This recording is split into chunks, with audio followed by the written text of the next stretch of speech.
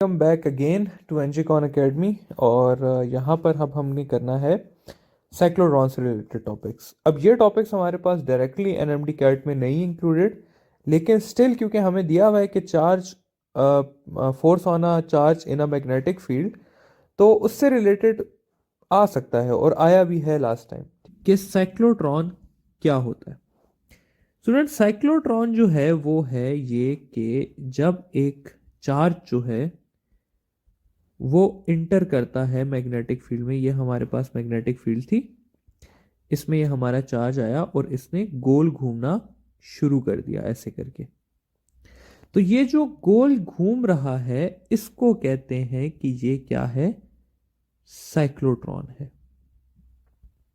ठीक है। और इस साइक्लोट्रॉन को सेंट्रीपिटल फोर्स जो है वो कौन सी चीज प्रोवाइड कर रही है, तो वो इसको ये वाली फोर्स जो कि Q V B sine theta है वो इसको सेंट्रीपिटल फोर्स प्रोवाइड कर रही है। तो इस वजह से मैं ये भी लिख सकता हूं कि Q V B sine theta is equal to M V square over R. ठीक है, क्योंकि ये वाली जो फोर्स है वो इसको सेंट्रीपिटल फोर्स प्रोवाइड कर रही है जो कि होती है M V square over are.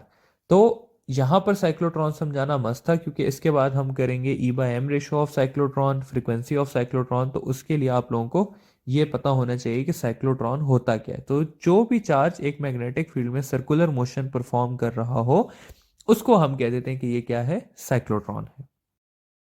Frequency of cyclotron.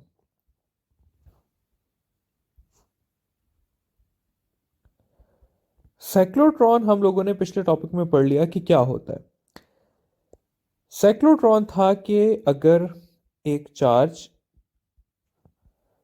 Circular वे में मूव कर रहा है इनसाइड अ मैग्नेटिक फील्ड, ठीक है, तो वो क्या कहलाता है, वो कहलाता है साइक्लोट्रॉन। अब अगर कोई भी चीज रोटेट कर रही है किसी भी सर्कल में तो उसकी कोई ना कोई फ्रीक्वेंसी होगी।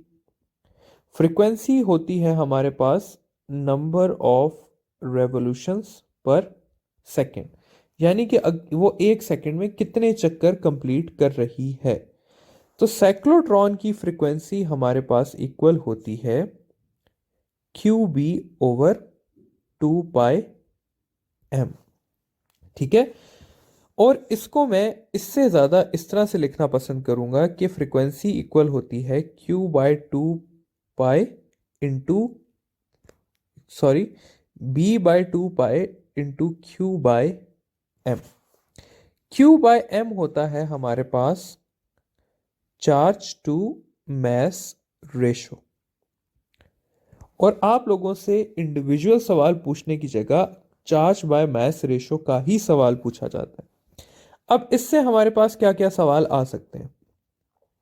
सबसे पहली चीज है कि फ्रीक्वेंसी और चार्ज एक दूसरे के डायरेक्टली प्रोपोर्शनल है, यानी कि अगर हम चार्ज की मैग्नीट्यूड को इंक्रीज करेंगे तो फ्रीक्वेंसी भी क्या कर जाएगी, इंक्रीज कर जाएगी।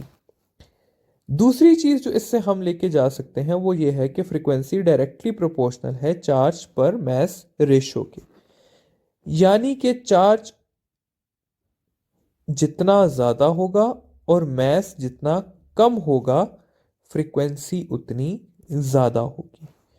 और तीसरी जो चीज है वो है हमारे पास मैग्नेटिक फील्ड से रिलेटेड, कि मैग्नेटिक फील्ड अगर हमारे पास स्ट्रांग होगी, ये जो एक्सटर्नल मैग्नेटिक फील्ड है, तो वो जितनी स्ट्रांग होगी फ्रीक्वेंसी भी उतनी ज्यादा होगी।